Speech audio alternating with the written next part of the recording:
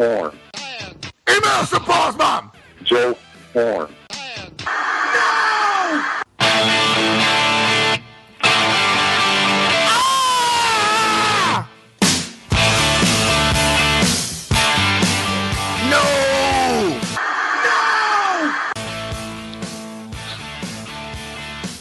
Oh, are you there? I am, barely. Are we? I thought we were out of ZZ Top. I thought we were going to have to move on. Or out of AC/DC. I got my letters confused. No, we got plenty. We're on the rock and roll train. Oh, all aboard? All aboard, my friend. All aboard for an interview with NFL legend and future Hall of Famer Chris Doleman. That is right, my friend. Get on the train if you're down. If you're not, then you're lame. Hey-o. Hi-oh. Freestyle. Let's have a freestyle rap battle. Oh, no, it's too early. No, let's not. I can't be freestyle rap battling at this hour. How about just an intellectual freestyle rap battle where you throw down some scientific fact and I throw one down that trumps that and we go back and forth? That's how we used to do it at Harvard, where I got my undergrad. Oh, you got an undergrad? No, not from Harvard. I got an ascot. It's very smart. From Harvard? It just has a big H on it? The H. It could be from anything. It's just an H. Okay. Well, no, that solves a big mystery about your life. Oh, man, there are many. Right, like when you lived in Chicago and you hooked up with your well-endowed neighbor after giving her a big bouquet of flowers. Totally unplanned, but yes. Well, you're a smooth cat. I can be. Watch out, ladies. Yeah. Well, no, the ladies do need to watch out. Paulie, why don't you give Chris Doleman a call? I just shot you his phone number. I see that. Yeah. It got all over my face. Right, all over your back. You wish, buddy. Someday, my friend. Yeah. Not with lines like that. I know. My Keep the cognac terrible. flowing. It's You're supposed to be helping me with my lines. That's the problem. Chris Doleman. We're going to have an endless series of drops. Joe Horn. Hello. Hi, is Chris available? Speaking. Hey, Chris, this is Paul and Major with the Major Paul and Paul Show. How you doing? Good. How about yourself? Great. Fantastic. You got some time to talk? Oh, yeah, absolutely. Awesome. Well, the first thing there's many things we're going to talk about. You had an illustrious career. In my opinion, probably the most underrated defensive player ever. What was it like to play on those Viking teams in the mid-'80s and early '90s that were just completely physically dominant? You know what? It was you don't realize when you're playing just how blessed you are to be able to line up against with guys like, Keith Millard, John Randall, Henry Thomas, to go out and do that week in and week out and know that you're the baddest group on the field. I mean, it was a certain sense of empowering. And one of the things that we did have, we always had to back it up. And we never turned down the fight. Yeah. Well, in a league full of the guys who have been collectively throughout their lives the biggest, baddest dude in the room, how does it feel to push those guys around for years? Well, I knew that an offensive lineman could never backpedal faster than I can go forward. So, when I stepped out on the field, I knew that I had an advantage over him. Going to make him, I don't care how great a player he was going to play my game. And I was going to dictate the pace of the play and how the physicality of the play. So, you might have came in with one thought in mind, and he's a speed rusher, or, he likes to use a lot of different types of moves. But I was always going to bring something different that you didn't see, the last time we played. And I was always going to bring speed. So I always try to turn up the volume when we played against a player, or when I played against a player. Yeah, and we just had on earlier in the week, and part of the reason we wanted to talk to you, we've talked about you on the show before because Paul has always contended that you're the most underrated defensive player, 8 Pro Bowls, all this stuff. And we just talked to Dave Weidel last week, and he said that you were the toughest guy he ever had to block. Do you remember some of the battles that you had with him? Actually, because Dave's is up in Denver, correct? Right. Yes. Yeah. I have. I mean, John, I always felt that right defensive end, the position that I played, was in direct competition with the quarterback. You're the one that kind of set the tone and the pace of the play. And, if you have that's why you always have such a strong offensive tackle. You get a chance to get on this quarterback. He doesn't know when you're coming. So, there's a mental clock that goes off in his head. You want to hit him early so that whatever time he thinks he has less. So he's always forcing his throws, forcing his timing, and he's coming back to his guy like, keep him off me. Well, when you start putting tight ends over there and sitting your backfield formation over there, it takes away a lot of things that you want to do. So, that was when I sat up there and I said, this is in direct competition of what the quarterback wants to do. We are, basically in a war, in a sense where we do not want him to sit back there and be comfortable, throw the ball on rhythm, feel that he can go from one side of the field to the other side of the field, because you're only going to get one shot when you're out there. You're going to look to the right or you're going to look to the left. After that, you're going to get hit if you're still holding the ball. Yeah, and another thing I find interesting about your career, you were involved with some great teams and whatnot, and it seems like you have kind of just missed a few like seminal years. Like you went to Atlanta after leaving Minnesota, and you went to San Francisco right after they had won the Super Bowl, and then you were on the '98 San Francisco team that with that crazy T.O. play, right? Wasn't that the playoff game where T.O., after dropping 6 balls, caught the ball in the end zone? What was it like to be a part of that game? That was a crazy game, one of the greats in playoff history. I truly love my time in San Francisco. I'm part of the banking family. But my time in San Francisco, I mean, if you had to be adopted, that would be a great place to be adopted to. Yeah. And I enjoy playing there. I know that game. That was Mariucci's first year with that veterans team. I think Jerry was just now coming back from his knee injury. And T.O. was a nothing-coming player. And, I told him, I said, you have the ability to kind of challenge some records out there. But, maybe I don't know if that was a good idea to tell him something like that. Yeah, you who we can blame. Yeah, are you like T.O.? What do you have to do with T.O.? Yeah. Oh, man. But I tell you, that was one of the toughest games we ever played because I had a torn pec in that game. So I had to play a lot on the left-hand side. My right arm was completely shot. I mean, I had no chest movement at all. So, you don't want to miss a game like that. And you go out and you're playing and you're doing everything you can do to help the team win. But, it was very frustrating. I mean, he was hitting, Steve was throwing the ball and he was hitting T.O. up top in the hands. Yeah. And, I mean, he was dropping. I'm like, dude, what is wrong with you? Guys are looking at him and like, you want to take or something? I mean, why can't you hold on to the ball?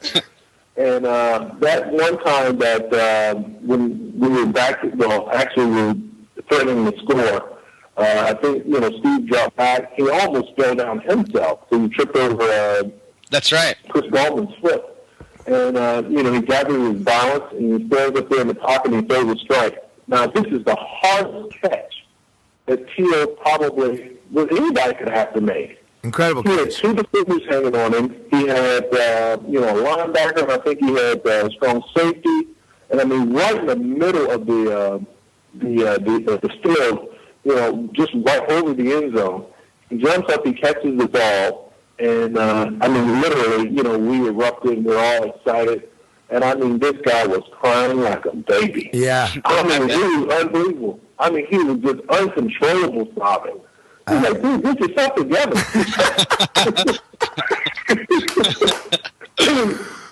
But it was one of those games that you will never forget. Yeah. Well, and talking about your 3 years with the Niners there, you went there in 96 at the age of 35 when a lot of guys are slowing down. And this is why I always say I think you're so vastly underrated because it's about longevity. You know, you get there at 35, you have 11 sacks. Next year you have 12. Next year you have 15. It's like you got better with age. What was your secret to that level of performance at that age?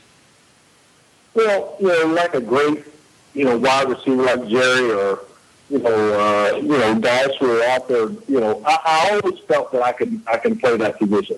And I tell you what, it got easier when I was in San Francisco.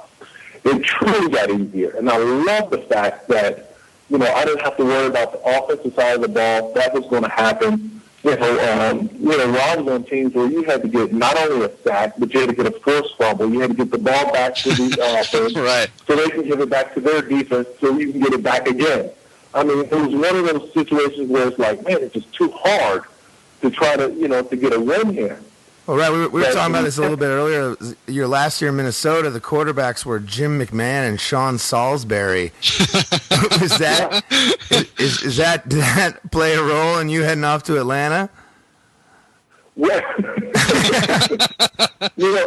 I didn't have control over that. I was traded away, and which was sad because I felt that, when everybody remembers me as being a Viking. But it's one of those things where that you look at it and you say, you had to go through all this other stuff. Because I played on 3 different teams, was a Pro Bowler on 3 different teams, in 3 different systems. That's amazing. So, I always felt that, back to your original question, I could always play this position. And I mean, I could have played until, I wanted to quit. I mean, it wasn't a point of, he's slowing down because if you conceded sacks at 37 years old, and you can pull down 15 sacks, and I mean, it's like, who's this guy playing against? Yeah. Right. Well, we've talked about that. Now it's like stacked against the defense and the quarterbacks. Like there's been like 1 injured quarterback this season. Now we're through 6 weeks. What do you think about the way the NFL has now legislated defense and sort of hamstrung it in the hopes of making offense that much more interesting? Well, what was interesting was the balance of the game. Offense didn't have a balance. Defense didn't have a certain edge. What's done now is basically taking football and turn it, the National Football League into like a real football. Right. It's kind of like you kidding me, man? You throw the ball 60 times. Nobody can tackle. Nobody, the run is just to keep you honest. I mean, I don't enjoy that brand of football at all. Right. I really don't. I would rather see what we all grew up playing as a kid continue to be played that way. Not all these variations of, is that a catch? Is that a fumble? If you drop the ball, yeah, that's exactly right. If you run with the ball and you get it knocked out, that's a fumble. The ground is part of the field. Yeah. I mean, it's part of the playing surface. So the ground can cause a fumble. The ground can cause a fumble. I mean, what you end up doing is you brought in a bunch of lawyers to argue the fact what is. Yeah. I mean, remember Clinton was in the house. He's like, what is it? What kind of question is that? No, you're absolutely right. You're absolutely right. Every week, remember when you just knew it was a fumble or you knew it was a catch and you moved on? Remember those days? Absolutely. And now they're gone, and I blame lawyers. I hate lawyers too, so. Well, Paulie's recently been divorced, so yeah, if you bring up lawyers with him, he's... At the end of the day, Chris, it's just lawyers and cockroaches and maybe some fungus. That's all that's going to survive.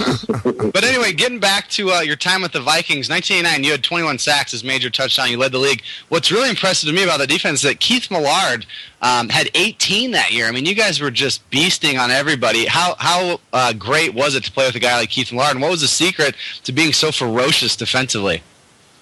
The secret was competition. That's what it was. I mean, I remember we made the turn, and, halfway in the season, I had 8 sacks, Keith had 12. At that point in time, they've already voted him with 12 sacks. They've already voted him Defensive Player of the Year. We came in the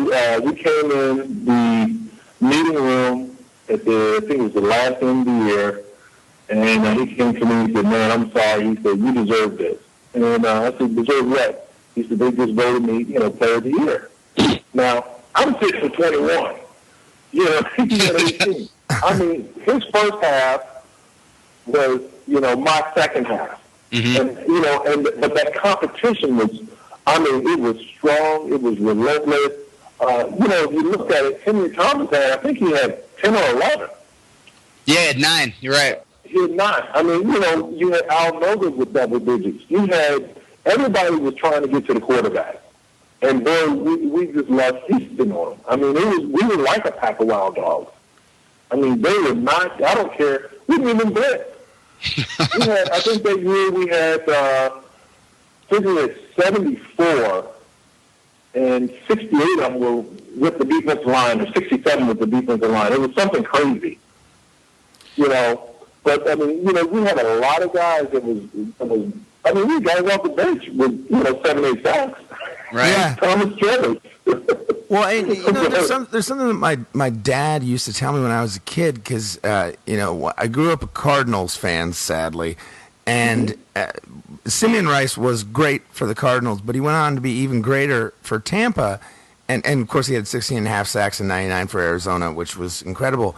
But I used to say to my dad when I was like 21, I'd be like, why is Simeon Rice so great in Tampa and so consistent? He's like, because they're double teaming Warren Sapp. Do you think that your presence played a role in, like Millard's sacks and whatnot? Were you getting double teamed or like, had special attention paid? Like you were obviously a disruptive presence.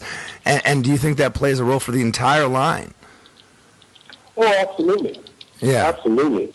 They have to, when you got a great tackle like Keith and John Randall, defensive end like myself, I mean, you got to pick your place. You only got 5 guys to block.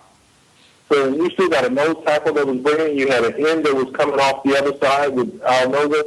So, okay, we basically have to leave a tight end in to take care of Doleman. We have to, chip the guard and center on Millard and slide the line that way. They had to do a lot of different things to change their protection against us, because we were, like I said, I mean, the competition was there. Yeah. The competition, and we would put $100 in the pot, winner take all. I mean, they're paying you, hundreds of thousands of dollars, not millions of dollars to play. But you played so hard for a few $100, but it was bragging. It wasn't the money. It was the right to say, I'm the king for this week. Right. Yeah. Well, another. Oh, go ahead, Paulie. Another thing I wanted to ask you about too, Chris, was during your time with the Vikings, you witnessed the infamous Herschel Walker trade, where endless guys were shipped to Dallas, and the offense wasn't spectacular to begin with. What was the mood team wise, and what did that do to chemistry, and how did guys feel about that when it happened? Well, guys were kind of taken back because we lost a lot of good friends. Darren Nelson going down there, and David Hart, I think, went down there, and we're saying, what are we doing? I mean, we've given away 5 or 6 offensive players. We're coming around, we're giving away, 3 or 4, even draft 5 picks, more defensive players and draft picks and everything else. Mm-hmm. I mean, it was a sweet deal for Dallas. Right. But, and lost their run. Mm-hmm. I mean, when you got, let's take Michael Irving. Oh, and by the way, let's get him too. I mean, I want to see how good, the Cowboys would have been if they had to go out and organically grow their team, during that era. I mean, if you got, 3, 4, 5 first-round picks, you're going to be pretty good. You had a quarterback, in Aikman that was, he went for his growing pains, but he said, hey, I got some guys I can work with. Right. And the great thing about Troy made a lot of mistakes. He was over 1 million yards. He didn't make a lot of mistakes. He wasn't going to turn it over. And I think all those guys around him definitely made him a better player, and vice versa. Yeah, one thing, though, that people don't remember about that trade, because they always talk about it being so infamous, is that you guys immediately won the Central. You won the division that year in '89. Walker only goes for 669 yards, but you guys head into the playoffs, and you lose to San Francisco in the first game. What, like, were you guys feeling at that time that, okay, maybe this trade worked out? When you win the division, you've got your Jerry Burns is coaching, Pete Carroll's there coaching the defensive backs. That's interesting. Yeah. Did you feel at the end of the '89 season that maybe it was okay? No, because we knew we weren't a complete team. Okay. I mean, we've given so much, and people really expect you to be, you give up that many players for a guy like Herschel. For any player, forget about it as Herschel. You trade how many players for one player? Then on top of that, you got to pay him too. Yeah. That's what you pay them a boatload of money. I mean, they're expecting big things. And you have guys who've been there, all pro bowlers, and it was like, wait a minute. Now, you don't take this guy here who was a big Dallas' offense. But that wasn't Dallas' success. I mean, they weren't making the playoffs. You run down there, you never going to give the ball to Herschel Walker. I mean, it Herschel, boom, it's over with. But, you introduce a whole other dynamic to your team where the now guys are like, can we win? Can we win with this group that we have here? Why do they do that for a quarterback? It's just, it's a lot of things. Another thing that's odd about that trade is that it happened mid-season. You don't see that in the NFL anymore, really. A big trade like that happening in the middle of the season. Although, interesting story, I don't know if you saw this, Chris, about Jerome Harrison yesterday with this trade where Detroit tried to trade him to Philadelphia, and it may have saved his life because the Philadelphia doctors found a tumor in his brain. How remarkable is that? That's unbelievable. That's unbelievable. And how come the other team didn't find it? Yeah, exactly. Right. How come, and I've seen that in the news. And what's even weirder, Ryan Leaf was diagnosed with brain cancer, a brain tumor. Did you see that? No. Who is? Ryan Leaf. Remember who used to play Washington State? Ryan Leaf has brain cancer? Well, he has a brain tumor. Oh, wow. Jeez. Boy, that guy's story just keeps getting worse. Well, on a brain tumor, I mean, that has, that's significant based on, that can affect the way a person acts. I mean, maybe that explains a lot of the erratic behavior. I mean, obviously, I'm no doctor. Let's not go there. Let's not go there. Let's not go there. Chris, getting back to your NFL career, you played, with the Vikings specifically, you played for 3 different coaches with 3 different, outlooks on the game. Your rookie year, you played with Bud Grant. You had Jerry Burns as a coach, and then you had Denny Green at the end. What was who's your favorite coach to play for, and what was the difference in styles there as a player? I would have to say Bud Grant. I have a lot of respect for the other 2 guys, Jerry Burns. And Jerry Burns and Bud were pretty much one and the same. Mm-hmm. But I would definitely have to say Bud Grant. But Bud was a, fellow player. And his thing was, he pointed out things very simply that say, hey, look here, this is how you play the game. This is what you need. Wasn't a lot of what you're thinking, what you're going, why would you do that? It's like, this is what you need to do. And he would take his time to teach when you're doing your best. You see what I'm saying? Mm-hmm. Versus doing your work. Most coaches want to teach you when you're screwing up. He teaches you when you're doing better. When you're good. So I was give you an example. We just got done playing on Mondays. You run, and what they do is, basically you just cover punts. And I was racing another player down the field. And I played, Sunday afternoon. This is Monday afternoon. And I'm running, I'm flying down the field. He called me over, and he says, that's the same level that you have to play at. The way you're running down that field, that's how you have to run around that field when you're playing. And I never forgot it. So my thing was, okay, I'm figuring that I'm playing, fast or playing, good, but you have to play, you set the tempo. Where they talked about playing faster than your opponent, you set that tempo. And I've never forgotten it. And I mean, I knew that when I stepped out on the field, that first series, I had to be in the play. I don't care what's going on, I'm going to get on the pile. Because that sets the tone. Hitting the quarterback early sets the tone. Yeah. So, go ahead, sorry. I thought that was an interesting way of approaching how do you get the best out of your players. Yeah, and you mentioned, that Grant, he was a player, and Dennis Green had not played in the NFL, and Jerry Burns, I believe, did not either. But no. That means something to a player when their coach has played, right? I mean, I think it means a lot. Yeah.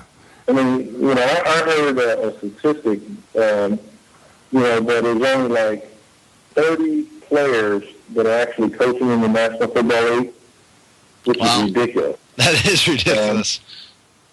But this one's ridiculous. Yeah. There's another 30 that are in the NFL that never even played football. Wow. Yeah. Now, from what I understand, the coach from the Kansas City Chiefs was a golfer. Yep, Todd Haley. He's the first guy that came to mind when you said that, When Chris. Josh McDaniel never played a lick of football, and he was head coach for the Broncos. Todd Haley, for being such a mouthy guy, you would think that he'd have something to back it up with, but to never play and to treat guys like that, I mean, players cannot respect that, can they? No, not at all. Not at all. It's kind of like a guy who, you're in the military, but he got his stripes because his old man was a right, general or something. Brian Schottenheimer. I didn't have to go to officer training school. I didn't have to do this, have to do that. I'm just born into this. right. I mean, when you look at that, it's like, come on, man. I mean, you in another business that they would go out. Would they hire me to be the lead guy in a radio show, and I have no radio background? Absolutely not. Right. Where else would that work? What other industry would that even work in? Well, they would hire you. There's a lot. You could have a radio show for sure, and you'd probably be decent at it because you're doing this interview pretty damn well. But my point is that you just can't. Where is the where is the legitimacy? Mm-hmm. Yeah. What makes you qualify for this? I mean, look at the basketball coach for the Miami Heat. Yeah, Spoelstra. Oh yeah, he's Filipino. Yeah. Kicking Phil. Yeah. He ain't never played in the league. Like Lawrence, breaking down film. Are you kidding me? Right. Lawrence Frank, who coached the Nets for years, who had been the ball boy for University of Indiana, and that's how he got into coaching. No, I totally agree, and that brings me to another point of a guy that is really impressing me, despite the fact that I hate his team. Is look at Jim Harbaugh and the success that now he's had with Stanford and turning them around from 1-11, and now with he's already got the Niners to 5 wins. They only won 6 last year. Do you think the fact that he wasn't the greatest player, but he was a ballsy player, and he went all out, do you think that inspires the team? I think that, and even his approach and Mike Singletary's are very different. I mean, I know them both. I know both fairly well. Heck, they were both teammates, I think, at one point in time. But how they see the game, Mike is a get in your face kind of guy. Yeah. And, he's going to bring a certain amount of toughness, to the club and to, that locker room. I think Jim is the kind of guy who's like, hey, look, this is what you need to do. But he is, if you don't say let's go get with you in a heartbeat. I mean, it's going to be about the team. It's going to be about the team's success. I think whatever he touched into Alex Smith and said, hey, look here, you got to learn how to be a quarterback. Quit trying to be everything else. it's made him a better player. Yeah. Mm-hmm. And, and I mean, Alex Smith this guy was just, he was just flopping around out there. Right. And you wonder, what kind of decisions are you making? And this year he's so smart. He's so smart. Like, he doesn't put up numbers, but this year he's just making the right decisions, and that's got to be Harbaugh, right? Well, I think it's, I think it's part Harbaugh, and I think a lot Alex Smith. Yeah. I mean, I think at some point in time, the rubber meets the road, you got to say, you know what, I'm going to take a swing at this thing, but I'm not making the bet of anybody's jokes anymore. Right. Yeah, ride or die. Like, he just has to, like, this is his last chance, and he's kind of rising to the occasion. It's very impressive. Yeah. Well, and Chris, as a guy who used to devour quarterbacks on a weekly basis, is there a moment, you mentioned Smith, it really looked like he was flopping around. He was totally out of sorts for years. When you walk into a game, do you know from the first play whether a guy is mentally tough enough, a quarterback specifically, to deal with what you got? Do you know when you have him under control mentally? I don't even think about that. I focus on what we have to do and making his day a living hell. Yeah. So, I mean, awesome. You can be, and that I let him get on his teammates. I let him get on his O-line, guys dropping balls and wide receiver. But we're here to make his day a living hell. And on the other side of that coin, they're sitting around saying, you got to hang in there. Give us a little bit more time. Because I tell you what, I mean, we had some really good corners, but we didn't have the best corners that ever played in the National Football League. But I tell you what, you put some heat on my front, you make everybody better. Yeah. You make everybody better. Right. I love your old school outlook. Did you ever get mentored by like the true old school guys like Deacon Jones and stuff like that? Guys like him? Guys that Minnesota was always a team that had players. Purple people eaters, yeah. Mm-hmm. Yeah, maybe like Carl Eller. Carl Eller, Matt Blair. And Matt Blair was a big part of my success. I mean, Matt, he explained to me what it takes to be a Pro Bowler, an All-Pro, and, the thing that he didn't tell me, it was very hard to do. You can just go out and, make a big play, get a fumble, get an interception, big sack. Just do one a game. But that's pretty hard. It's really hard, to be honest with you.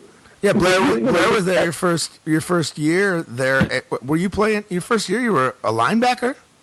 Right, I was drafted as a linebacker replaced back. Oh wow, and that's why that was his last year. Mm-hmm. Wow. And what's really interesting? The numbers I post pretty much were posted in 14 years. Right. That's true. Yeah, I mean they really brought you along. They developed you. Well, they got me playing the position that I was playing in college. Mm-hmm. I was always more of a pass rusher than I was, drop corner linebacker. And we did our stuff is like we ran pretty much the same defense as the Steelers run. James Harrison, rushing the passer 90% of the time and just dropping off for once in a while. Mm-hmm. That was me. Yeah. Now, just one other thing we wanted to touch on, too, specifically, is the Hall of Fame chatter. I mean, I think, obviously, it's ridiculous that you're not in the Hall of Fame. Does it bother you? Does it even matter? I mean, from your standpoint, how do you feel about it? Well, there's nothing I can do to control it. I mean, you guys have the airwaves. I think it has to be something where I really would like to see a players or not a fan, but just a players Hall of Fame, type of a reward. Because what happens is that, I mean, you guys remember me as a player, and you look at my numbers. Yeah. There's a lot of these guys who don't care. I mean, it's like, well, Deion was good because Deion's name. Well, this guy was good because he's on television. Mm-hmm. I mean, I looked at and I'm not saying Deion doesn't deserve to be in the Hall. I'm not saying it all because he does. But you look at Marshall Faulk, Jerome Bettis, and Curtis Martin. I don't even think one was one. Exactly. There's no way Curtis Martin should be there and you shouldn't. Or, yeah, I mean, it's just ridiculous. I mean, you know, and that was this year's class. How do you pick one over the other? Mm-hmm. I mean, why are we keeping numbers? If our third all-time amongst defensive linemen, and we put in number 6. Yeah. Well, it makes as much sense as hiring coaches with no playing experience. You know, having writers vote for guys, and it's all political. It shouldn't be writers. That's the no. We're both writers. We should not be voting.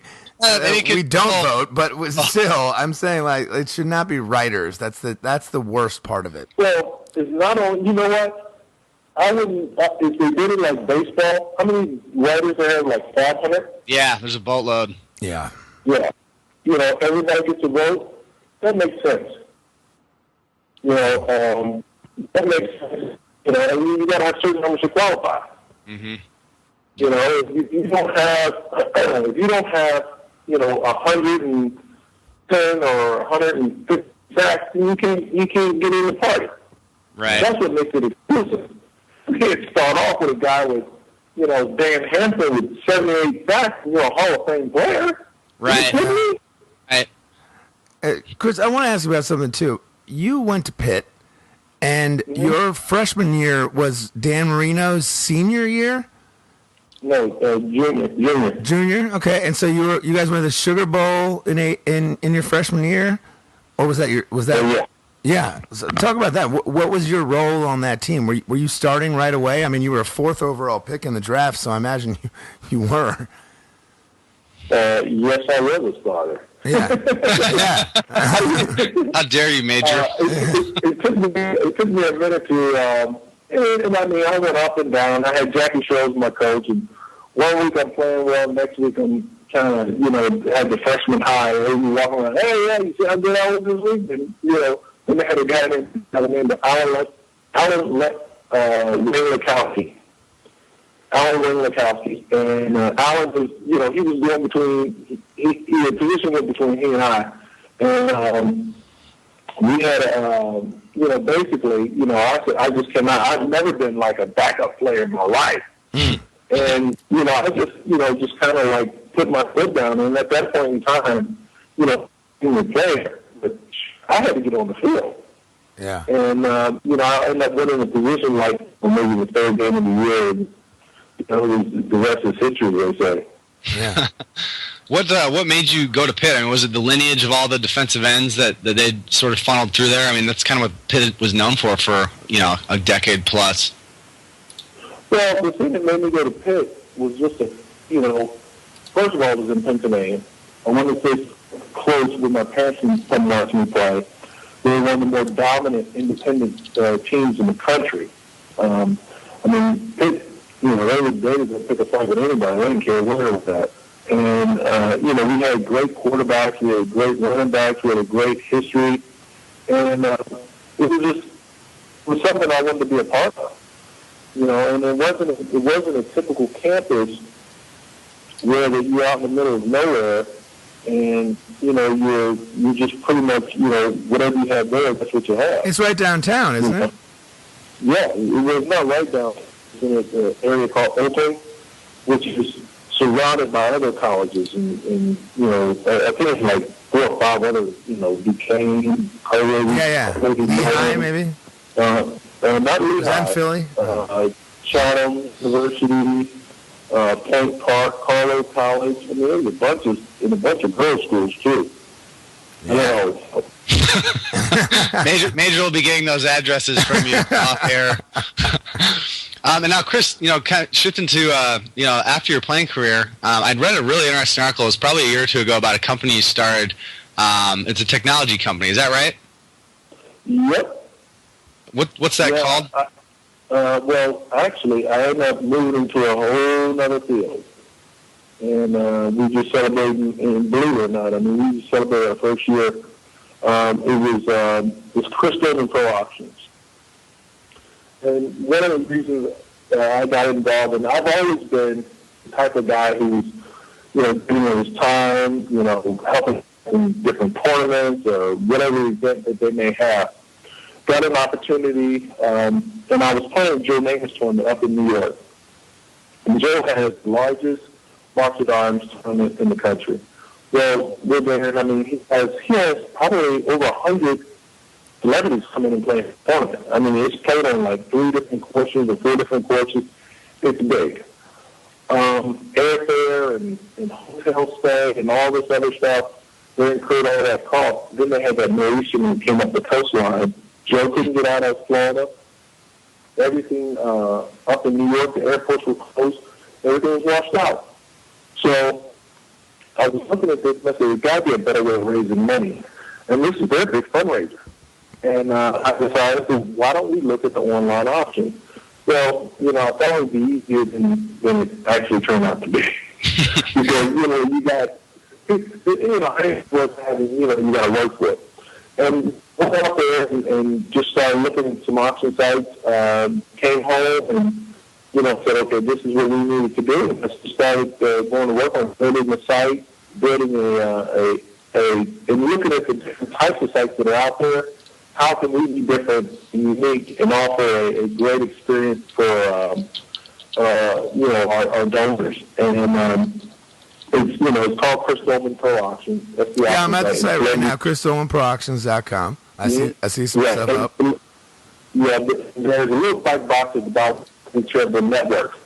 And what happens there is that's where we are advertising. Where we'll take a charity that, coming out, we can do articles on them.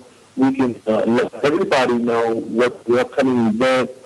We have a number of different things where we can promote charities that we have a thing right now where if we have, we literally can raise money for you through our supply house. You get 75% of the net, any charity. So now how cool is this here? Yeah. If you have a foundation, you're 501c3, you can contact us. All we need is your email address, and we can raise money for you without you even going through boards and all this other stuff. And pretty good. We got some things that are listed now, but we got a bunch of charities that we're about ready to list. We're going into the holiday season, which is a great time to buy, okay, what would sell? As the weather gets cooler, obviously you're going to move to more warmer packages. So summer packages, ski packages, family vacations, married vacations, we can pretty much supply, that type of thing. And we're putting together right now a nice package for the boat games. So, on all of our trips, or 99.9% of our trips come with airfare and hotel stay. So, I mean, you look at this package and you say, oh, man, this thing is, a couple of grand and $3,000. The thing is that, your hotel, your airfare is all done, and you have a year to use it. And we can customize the package for you. You come to us and say, okay, we want this package here, but I need to have this here, or I need a couple more days at the hotel, or I need an extra room. We can do all those things for you. That's awesome. This is a cool site, ChrisDolemanProAuctions.com. Checking it out now. What a great idea. Yeah, really great. And the great part about that is that because I have such a great relationship with our fulfillment house, we can supply, everybody likes jerseys and helmets and all that stuff, and balls. But if you're gonna spend that kind of money on something, let's spend it on something where that you and the family, or you and loved ones can enjoy, the kids or whoever it may be, can enjoy. Because it's totally, and I'm not a tax attorney, as I say here, but in 90% of the states, there's a deduction you can take on that, but you got to check with your own, financial planner or your tax people. But any kind of charitable donation, pretty much has always been somewhat tax deductible. And, we do all the work. You get 75% of the net. So, we sell it $1,000, over, asking price. We get $250, and the charity gets $750. Yeah, I see all kinds of great things here on the site. Mardi Gras. I went to college in New Orleans. I'm looking at that. 9 days. Hot air balloon, celebrity cruise, Macy's Thanksgiving parade, Churchill Downs, signed Peyton Manning ball. Really, really cool looking stuff. You got like the Otis Nixon Foundation. How's Otis Nixon doing? Oh, he's doing great. Oh, he's doing really good. Yeah. He has a charity and actually a foundation where he's helping recover people who are recovering, get squared away, and it's he's doing really well. The governor is behind him, and it's really he really has some legs here in Atlanta. So we all wish him well, and I know that his heart's in the right place with this. Yeah, one of the greatest awesome. leadoff hitters in baseball history. He had his troubles, but he was, at the end of the day, he was a great player and really was. by all accounts, a decent guy. We all have issues sometimes, but that's awesome that he's doing well.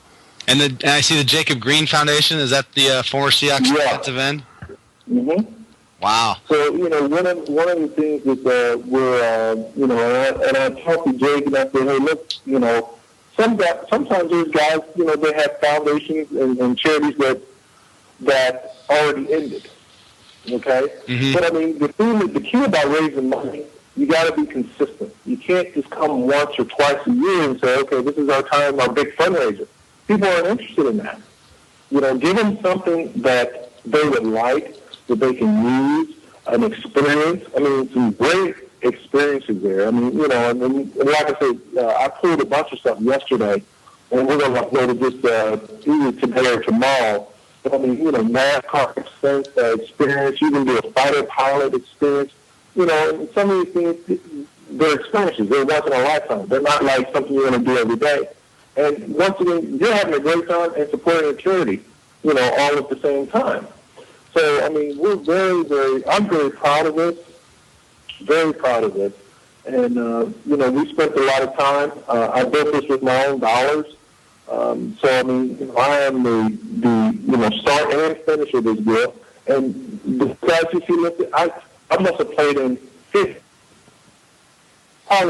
tournaments this year because guys who are supporting me, I'm going and making sure that I'm supporting their charity as well. So, it's a hand, one hand washes the other type of situation where the guys are saying, hey, look, I'm loving it, let's do it, and we go there. Matt Miller has an event that happened, and we're going to load some stuff for him, and he's excited about it. I mean, we have Masters tickets, we have tons of things. But, like I said, we just need some benefactors and some charities that we can get hooked up with to, get them that exposure.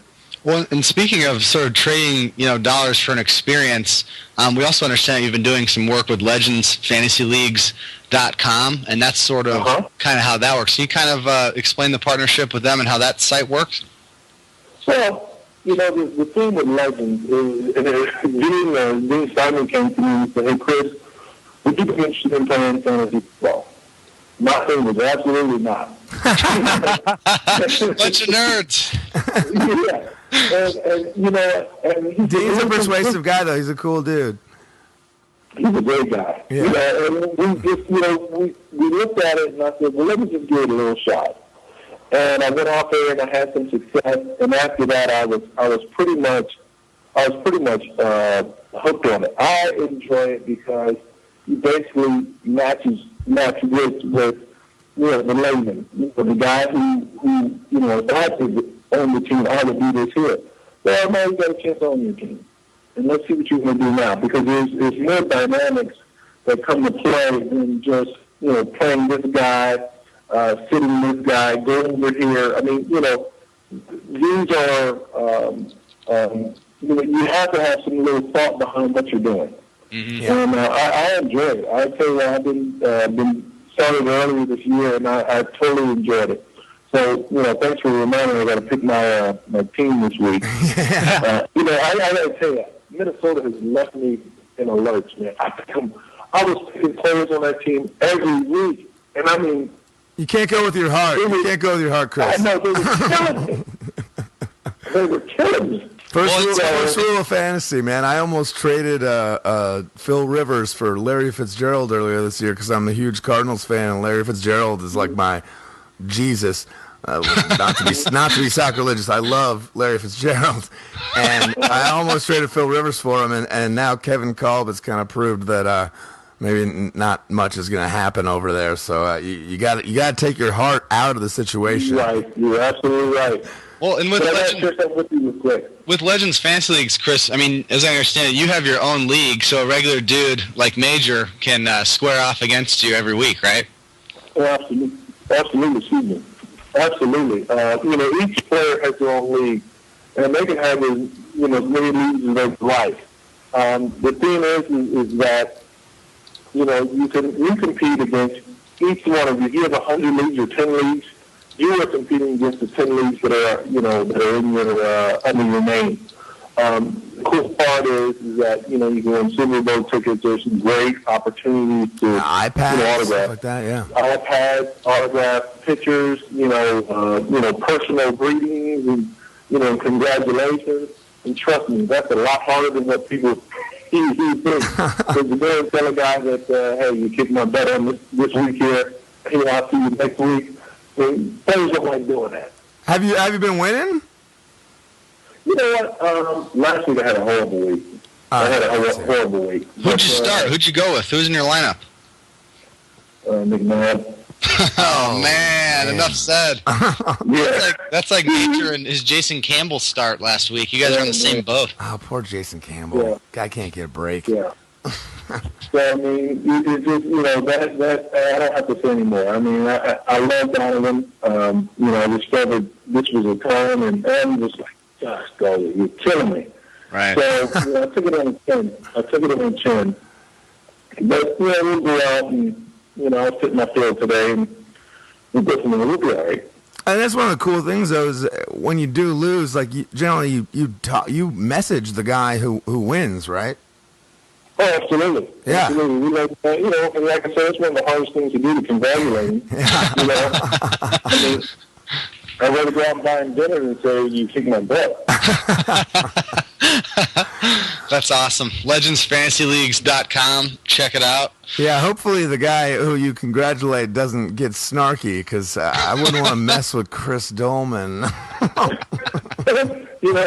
We always have to be respectful. All right, Chris, man, thank you so much for taking the time to talk to us today. We really appreciate it. You were great. Yeah, I enjoyed it. I enjoyed it as well, and really great insight. And, with a little influence that we have, we're going to get you in the Hall of Fame. Absolutely. I do appreciate it. I do appreciate it. Awesome. All right, Chris. Have a great one, Chris. man. Really great. Thank you, man. Great interview. So much. Thank you. Thank you. Bye-bye. Bye. All right. Oh, man, that was just otherworldly. Yet again, another Cool, great. dude. Yet again, another great interview. Let's be like Jim Rome and talk about how great the interview we just did after we do it. Except we'll actually have a great interview. Right. Oh, No, I mean, that was like over 40 minutes. I mean, just awesome. Cool. Just so much insight. Confident, cool guy, just knows what he's doing, and Lot going on, using his brain, just active in all regards. And it's true. If he's the third in all-time sacks, what the hell? He's not. Was he saying he's not even on the ballot? No, he's been on the ballot. He's been on the ballot for, I think 3 of the last 5 years or something like that. But he's just continually passed over. And, it's a shame because he was never a big vocal guy. He didn't, he wasn't like a Dion type, as he sort of mentioned there. I mean, he really was chill, and he produced on the field. And he really went a long way in redefining what a defensive end / outside linebacker was, because prior to him, guys were slated as one or the other. There were no hybrids. And now today's NFL, what's the difference between a defensive end and a linebacker? Not much in a lot of schemes. And Chris, you got like Chris Elvis Doleman is Dumerville, who's 5'11", playing defensive end. Chris Doleman is the good. reason that it evolved the way that it did. Yeah, no, I mean, he's an all-time great player. I mean, I remember being terrified of him. Yeah, he was so scary. What? No, not like as a person. I'm just saying, like, on the anytime field. the Cardinals On the played the field. Vikings, yeah, like, I mean, he just affected every game, and he was. I mean, he was like before the defensive end became a celebrity. Before essentially, I guess Warren Sapp, he was the class of the defensive ends in the league, and he just didn't have, as he sort of spoke to this issue, he didn't happen to be on a team during his best years that had an offense that could do anything. Mm-hmm. And it's not the NFL of yesteryear, or like, the NFL of yesteryear, not everybody was watching every single game. Right. And having their fantasy defense predicated on who was getting a ton of sacks. and that's the ironic thing is because that was the age of the sack. That was before the NFL was protecting the QB. And, boy, I mean, 150 sacks in 15 seasons. And like he said, his first 3 years, first 2 years, you really have to just take out of the equation. I mean, he really did that in 13 years. And he was playing linebacker. Right. Well, and he wasn't even starting, Right. So, I mean, he's just an amazing player. And I like how he brought up the difference between old school and now on his own. Because it infuriates me every Sunday. And I think my mom is the only person on earth who understands it and hates it as much as I do. When a fumble used to just be a fumble. Yeah. Okay? An interception used to be an interception. A touchdown used to be a touchdown. There used to be common sense, Major, in the NFL and in the world. Not anymore, buddy. Did you watch that Detroit game where Burleson catches a ball and he falls out the back of the end zone after dropping minutes. 2 feet? It took him 15 minutes to figure it out. And he drops it 6 feet behind the end zone after catch. Like, it was clearly a touchdown. If you're rushing the ball, the second it crosses the plane, the play is dead. It's a touchdown. It's a touchdown. So this guy catches it, lands 2 feet in, and falls down, and then it hits the ground when he's 6 feet out the back of the end zone, and that has to be reviewed for 15 minutes? That's insane. The other thing was that Fox brought in Mike Pereira, the old NFL head of officiating who's now on Fox. The guy who on Fox said that the Victor Cruz play was 100% a fumble. Yeah, and that guy. But this time he said, I don't see how he can overturn this call. Speaking of the Burleson touchdown, the aforementioned Burleson tud. And then I think it was Mike Carey came out and reversed it because it was the right thing to do. So suck it, Pereira. You're a figurehead, and the only reason he has a job. I thought the original call was a touchdown. It was, but he wanted him to flip it. Well, the original call for a second was a touchdown. Then, the line judge came in and said, no, it's incomplete because he didn't complete the act of catching the ball. So it's called an incomplete pass on the field. Totally insane. I mean, it was just so stupid. And I was just sitting there like, oh, no, Detroit, got screwed on this last year with the Calvin Johnson thing, and it's the exact same rule, and it's the stupidest thing. Like, once you catch the ball and your feet are down, that should be a touchdown, much as once the ball crosses 1 inch of the plane of the end zone, it's a touchdown, no matter if you drop it after that or whatever. It's a touchdown. Like I don't understand why they have come up with a difference for receiving the ball. I don't get it, but boom, Chris Doleman. Chris Doleman was awesome. Let's go into a break, and we're going to have to do our Science Friday, but we're like an hour in here, probably. We're going to have to do the Let's do the 30-second one. We're going to have to do the 30-second fantasy preview. Let's do it. We're going to have to hear from Scoop Bakeman and Don Donovan, and we're going to do it quick. It's going to be quick, buddy. It's going to have to be real quick. It's going to be real quick. And, Chris Doleman, man. Unfortunately, our most popular and most requested segment, emails from Paul's mom. We don't have time for it. We don't have time. I don't have time. All right, break time. Major and Paul on Twitter. Break. At JoeHorn87 on Twitter. Major and Paul on Twitter.com. JoeHornBBQ.com.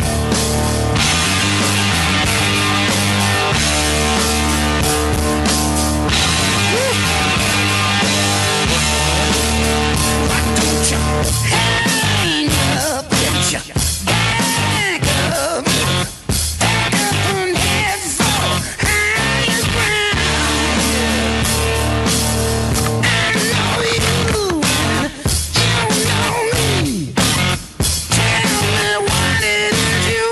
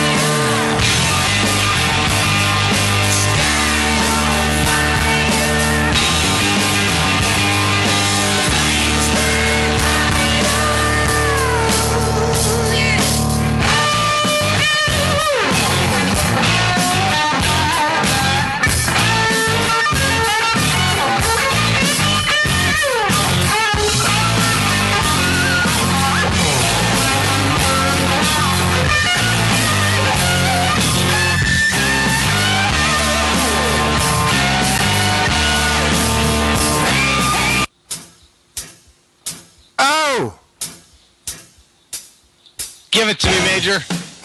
Oh, I've heard that before. Not from me, though. Let's be clear. Sydney Spencer.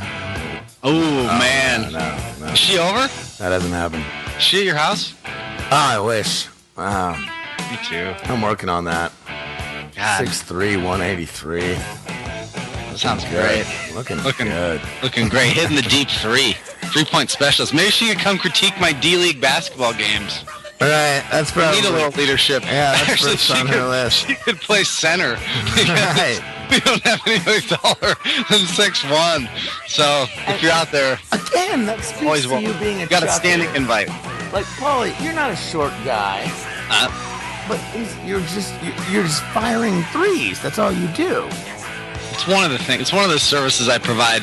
No, you don't score from any place else. I score from all over the place. I'm like Hersey Hawkins. No, I've talked to you after the last 2 games, and you've said you have 15 points both times, all off of three-pointers. Yeah, You're a chucker. Well, no, please. You're minimizing my role in the offense and in life, sir. And I will not stand for this aggression, man. I don't know, man. You sound like an infuriating guy to play with.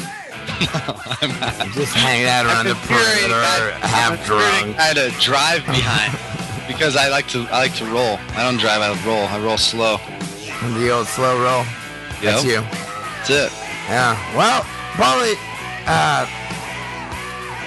we got a couple things to cover here, and but Dateline, Don Donovan. Animals get loose in Ohio after a man kills himself and leaves the gate open. What the hell was up with that, Don and Paulie? Like, why did this guy have so many lions and tigers? That's a low blow. If you've been at any sort of press credential and prior press history, you know that. Did you not see this story? Dateline cannot be killed. Headpiece purchased by Donald Trump. Scoop. Paul broke that story yesterday. What do you mean, Don Donovan? I think your Corvette's still running. I think you left the keys in. Why don't you go check it out? I'll handle the news. Scoop, I think that your telegraph machine is slow or whatever. Paulie, he used the internet and he broke that story yesterday about Gaddafi. I don't need a rotary dial telephone. Don Donovan here. Scoop, you're a hack. This just in. Don Donovan is a child molester. Well, that's true. AKA a diddler. Look, I've been exonerated in 3 states, and I've registered with the appropriate authorities, and I'd thank you not to mention it, Scoop. I'm trying to do my job here. Zanesville, Ohio, 3 leopards, 2 monkeys, and a grizzly bear that survived the intentional release and subsequent killing of exotic animals here this week could be returned to the family farm where they lived in captivity before the suicide of their owner. Law enforcement officials and 2 officials say Terry Thompson, 62, freed all but 6 of his exotic animals before shooting himself to death in the evening. 50 tigers. Lions, bears, wolves, and other wild animals died in farm fields and woods in the Interstate 70 in central Ohio. 48 of them shot to death by law enforcement in the next hours after the animals were set free. Paul, I gotta ask you, this is Major B here. Why did a person, like a regular human who doesn't own a zoo, have all these tigers, lions, bears, and wolves? How's that legal? Was it in like a trailer or something? I just had all these visions. No, they had like a giant farm, and this guy... Were these animals outdoors? You didn't hear about this story? I purposely ignored it because it's so horrendous, dude. It's just it speaks to the lower bowels of human consciousness this and guy subconscious opens awareness. The gate and then shoots himself in the face with a shotgun. Mm-hmm. And that's why I wasn't... Lions, tigers, bears, and wolves... end up wandering Ohio, like... Can we talk about what a hack Mike Pereira is again? We covered that. Okay. You Beckman here, Dateline. Wait. You steal my line here, Dateline? No, you don't say Dateline. I'm not stealing your line. This is Don Donovan. Donovan. This is Don Donovan. This is molester or not, you do not steal my line, sir. The latest Dateline, California, Los Angeles, Lindsay Lohan, early the second day of community service. According to my calculation, she was a little late on the first day, 40 minutes late to be exact. The judge of the case said he wouldn't stand this, and what do you know, Lindsay Lohan shows up early. Boom. Take that, Donovan. Dateline editorial. Lindsay Lohan's face looks like a prune. It does, man. It does. It's so disappointing because she was so hot 10 years ago. So were you. Dateline. Lindsay Lohan used to have tits. Don Donovan signing out. You know how I've been telling you to watch that It's Always Sunny episode? Frank's Little Beauties, where Frank has a mortician No, do I've his seen makeup. that one.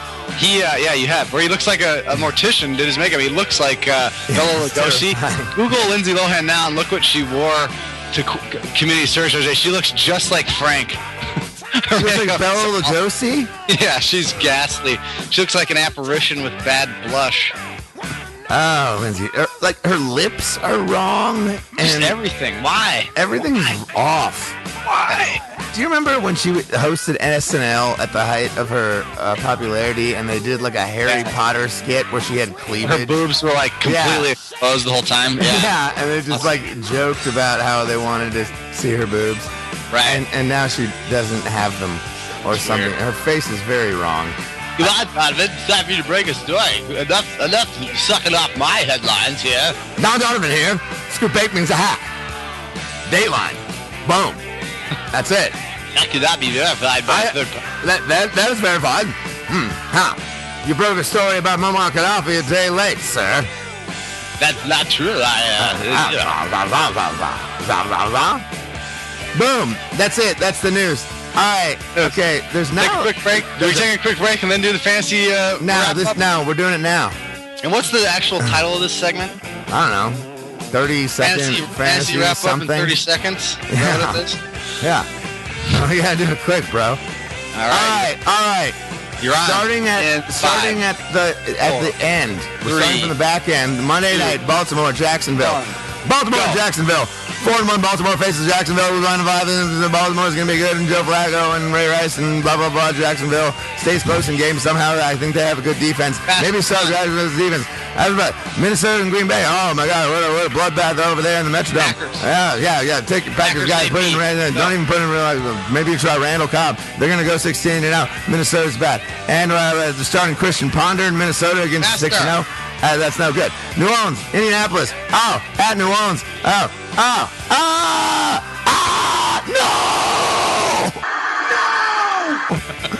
That's your Go, exact. Sam. Go, Dallas, go, St. Sam. Louis. Dallas is going to get 33.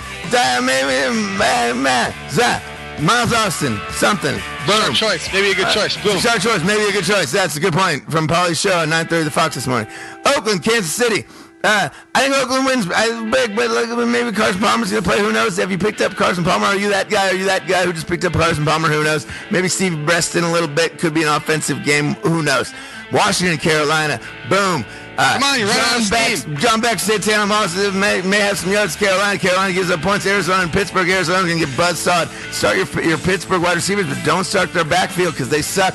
Don't start anyone from Arizona, especially Kevin Kolb. New York Jets hosting San Diego.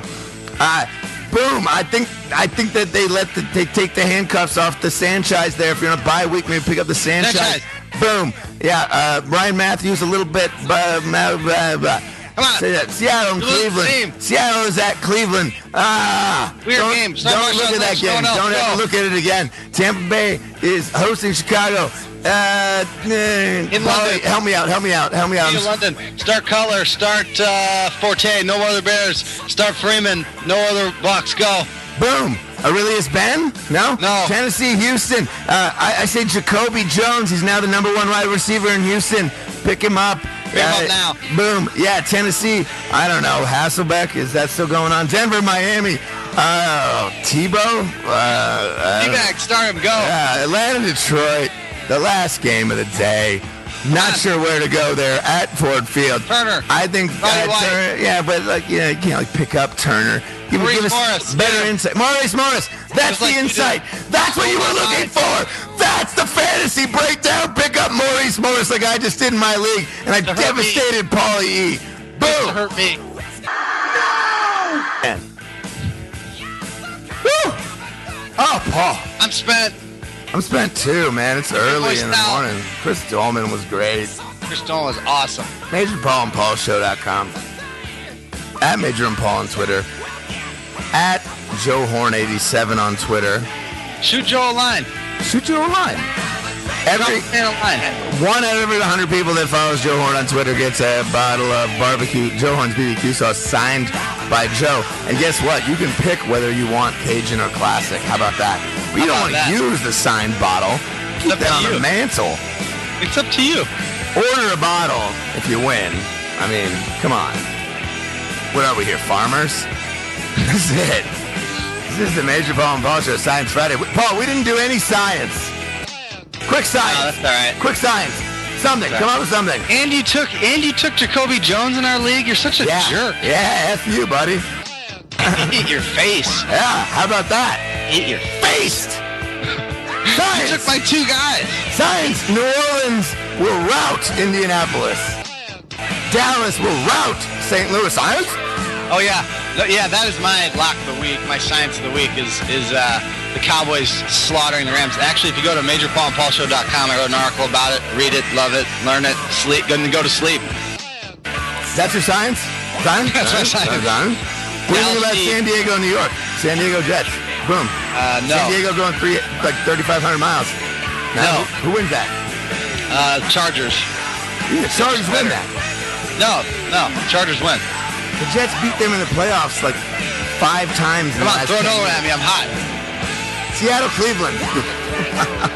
Seattle. What? I like Marshawn Lynch. Chicago, Tampa Bay. Chicago rolling in Tampa Bay. Must win for the Bears. Must win for the Bears. Great. Miller is elevating his team's play. Yeah, he cursed at Mike Martz. You see that story?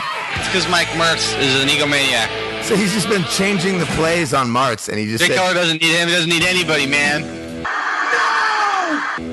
I don't need you or anyone. I don't need you, Dad. Pittsburgh, Arizona. Give it to me. Give it to me straight, Paul. I need it. With that. Is he technically an attorney? Paul, he's going down that day. You lose that battle, Major. You lose that battle 9 times out of 10. A tuna versus a lion. An 800-pound tuna with his 800-pound tuna friend. All right, this is it. It's over. Bye, friends. We love you. JoeBBQ.com. Slurp it up. All my tuna friends. No! No!